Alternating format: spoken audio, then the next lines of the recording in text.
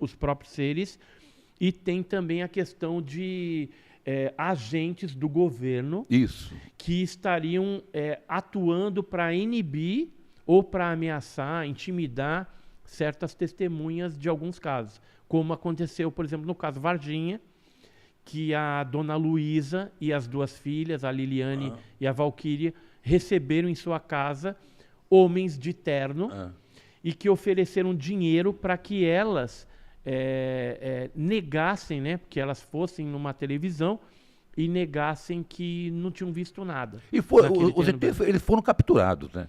Foram capturados. Eles foram entregues para os Estados Unidos? Não? Foram. Porque hoje eu tenho, inclusive, nesse livro que eu escrevi, o ETs de Varginha Montando Quebra-Cabeça, estou escrevendo o volume 2 agora. Esse aqui tem 402 páginas. Tem um capítulo nesse livro que ele fala a respeito do envolvimento norte-americano no caso Varginha, onde nós trazemos aqui alguns pontos norte-americanos no Brasil. Então a gente traz aqui, por exemplo, um militar da FAB, que falou que houve logística da Força Aérea Brasileira para os americanos que chegaram no dia 20 de janeiro de 96 aqui. Esses helicópteros foram utilizados na logística para transportar os americanos que chegaram num C-17 em Viracopos, lá em Campinas, e foram transportados depois para Varginha.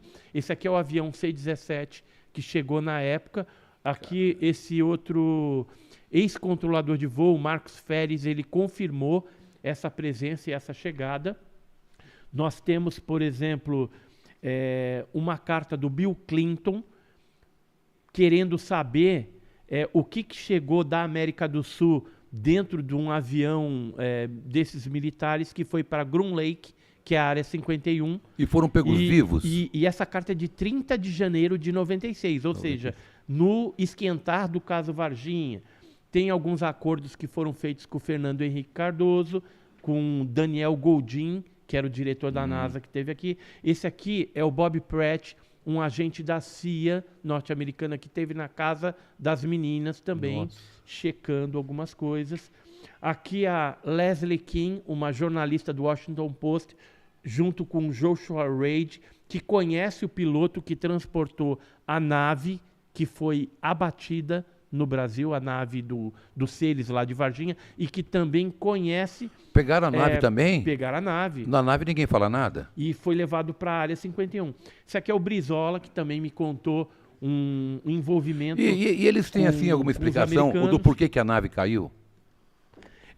Ou a nave pousou? Não, eles abateram a nave. Quem abateu? Os Estados Unidos, com um feixe de laser chamado Miracle. E caiu aqui no Brasil?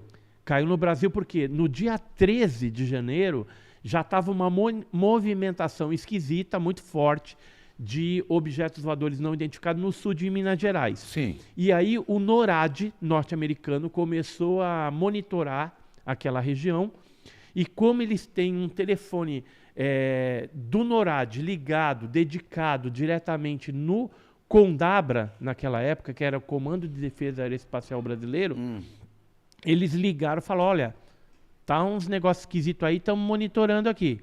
Aí quando eles pegaram o laser do satélite, que era o Miracle, esse laser, essa tecnologia, que é a tecnologia Guerra nas Estrelas, já existe desde 1980. Depois entra aí no Google, dá uma pesquisada, Miracle, que é milagre, e você vai ver que desde 1980 que já existia essa tecnologia. Inclusive, ele já, em fevereiro, por exemplo, de 96, tem lá na história do Miracle que eles fizeram um teste destruindo um satélite no espaço, fazendo uns testes. Mas já tinha testes anteriores. Aí eles acertaram a nave, em cima de Minas Gerais. Que era um objeto em forma de cilindro. Cilindro. Derrubaram isso e aí o C-17 veio para o Brasil no dia 20, porque eles abateram de 19 para 20. Aí tem aquele casal que viu a nave soltando fumaça, caindo, e acabou caindo, então, na zona rural de Eloy Mendes.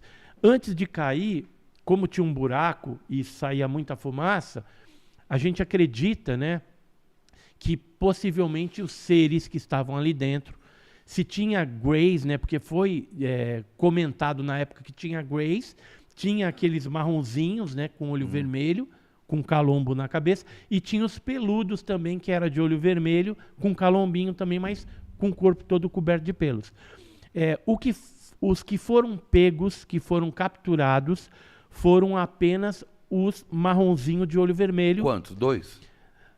Que eu tive informação, para os Estados Unidos foram 6. Puxa vida. Vivos e mortos. Os 3 que foram para a Unicamp, por exemplo, foram levados para os Estados Unidos. E estavam teve mortos. mais 3, não, estavam vivos. 2 foram vivos, entregues para o Baden Palhares, e um morto que foi levado para o HC, Hospital das Clínicas, onde eles fizeram lá necrópsia e tal. Mais 2 eles fizeram alguns testes lá na Unicamp. E o pessoal é proibido de falar sobre isso, né? Um outro morto, que não está nesse livro, vai entrar no livro 2, foi autopsiado, necropsiado lá no HGE, que é o Hospital Geral do Exército, por um militar que a gente já tem o nome, já tem tudo, inclusive um sargento me confirmou a informação também. E então a gente tem um outro ser que foi para Aramar, que é uma base da Marinha, lá em Iperó. Esse foi vivo para lá também. Então, assim, que a gente sabe que foi para os Estados Unidos 6. E alguns ficaram aqui no Brasil. E a nave também foi encaminhada para os Estados Unidos, porque lá eles têm mais expertise para lidar com engenharia reversa. Que é a Área 51, né? Que é a Área 51. E chegou lá naqueles primeiros dias de janeiro de 96, tanto é que incomodou o Bill Clinton. Falou, o que estão levando para Groom Lake? Eu quero saber. Só que ele não tinha uma credencial que permitia que ele tivesse acesso a esse nível de informação. Entendi. Os presidentes, geralmente, eles são contextualizados dentro da ufologia até um certo nível. Por questões assim, se ele for capturado numa guerra, ele de repente pode, né, liberar alguma informação que, em termos de segurança nacional, de tecnologia, né, avançada, secreta, ele não pode. Então, ele não tem acesso a esses níveis. Já um grupamento do pessoal da inteligência, do Pentágono norte-americano, aí tem. É que nem tem Área 51 nos Estados Unidos? Tem, mas também tem Área 51 na China, que fica no deserto da Mongólia, tem Área 51 na Rússia, né? Aqui no Brasil, a nossa Área 51 é em São José dos Campos. Em questões tecnológicas, questões biológicas, que é os seres, antigamente era a Unicamp, hoje está dentro de uma base do Exército. Porque como no caso Varginha vazou muita coisa, então eles tomaram a decisão de não deixar mais na mão lá na época era o Badan e tudo mais. Agora, Badan, qual a sua